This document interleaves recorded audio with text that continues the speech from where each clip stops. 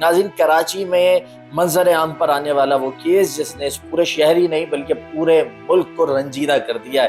15-16 سال کی عمر کا بچہ جو کراچی آیا گھومنے کی غرض سے، لیکن بعد میں اس کی لاش ملتی ہے۔ اس کے ساتھ موجود اس کے دوست یہ کہتے ہیں کہ اسے پولیس نے اغوا کیا یا گرفتار کیا اور لے جا کر اس پر بدترین تشدد کیا، جس کے نتیجے میں وہ اپنی زندگی کی بازی ہار گیا۔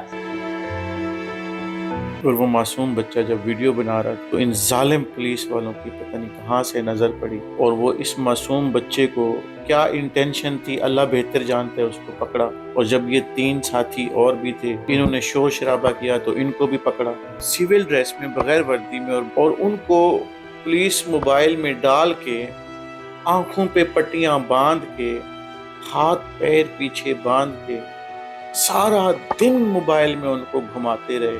معصوم پانی مانگتے تھے، یہ ظالم پانی نہیں دیتے تھے، ظلم کرتے رہے۔ اور پھر جب یہ ان کو تھانے لے کے آئے، صدر SIU سینٹر میں، وہاں پر جو ان کا روٹین کا ہوتا ہے ظلم کرنا، تشدد کرنا، وہ انہوں نے کیا۔ اچھا، آپ صدر کا ذکر کر رہے ہیں، جبکہ عائشہ منزل جو ہے وہ صدر تھانے کی حدود میں لگتی نہیں ہے۔ دونوں کی تھانوں کی حدود، بلکہ دونوں کے درمیان بہت بڑا فاصلہ ہے۔ تو صدر تھانے کی پولیس نے کارروائی کی یہ عائشہ منزل پر آ کر، یہ اس طرح کا معاملہ ہے؟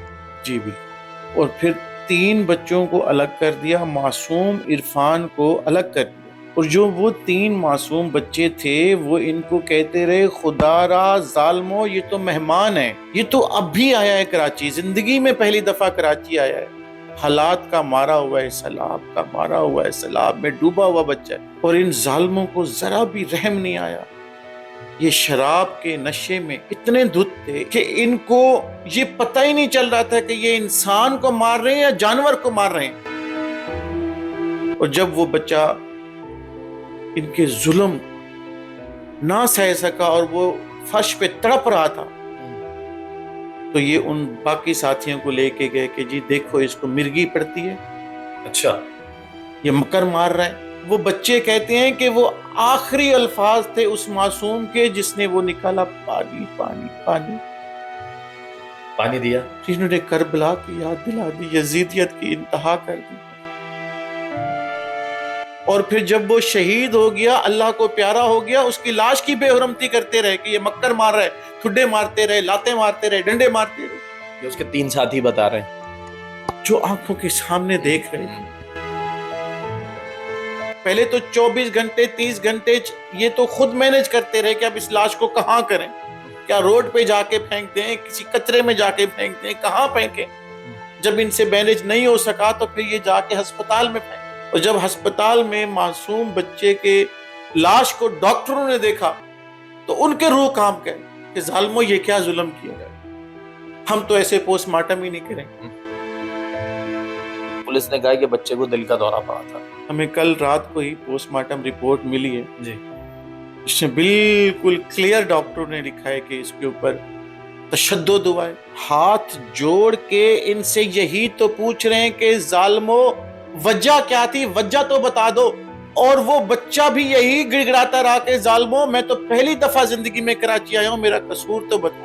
نہ ان کو جواب دے سکے، نہ اس کے ساتھ جو باقی معصوم بچے تھے ان کو جواب دے سکے، نہ مجھے جواب دے سکے۔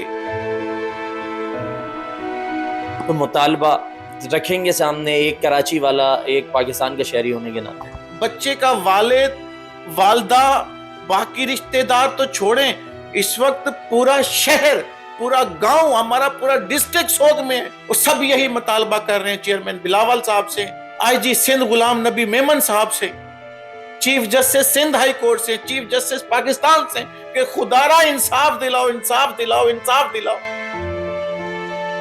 اتنے اندھوناک واقعے کے بعد انصاف کے تقاضے پورے ہوں گے؟ جو ایک معصوم جان اس دنیا سے چلی گئی، یہ اب ضروری ہو چکا ہے تاکہ آنے والے وقتوں میں کوئی اور عرفان اس قسم کے ظلم کی بھیٹ نہ چڑھے۔ اب تک کے لیے اتنا ہی۔ مرزا سبحان بیگ کو اجازت دیجیے، اللہ نے کے بعد۔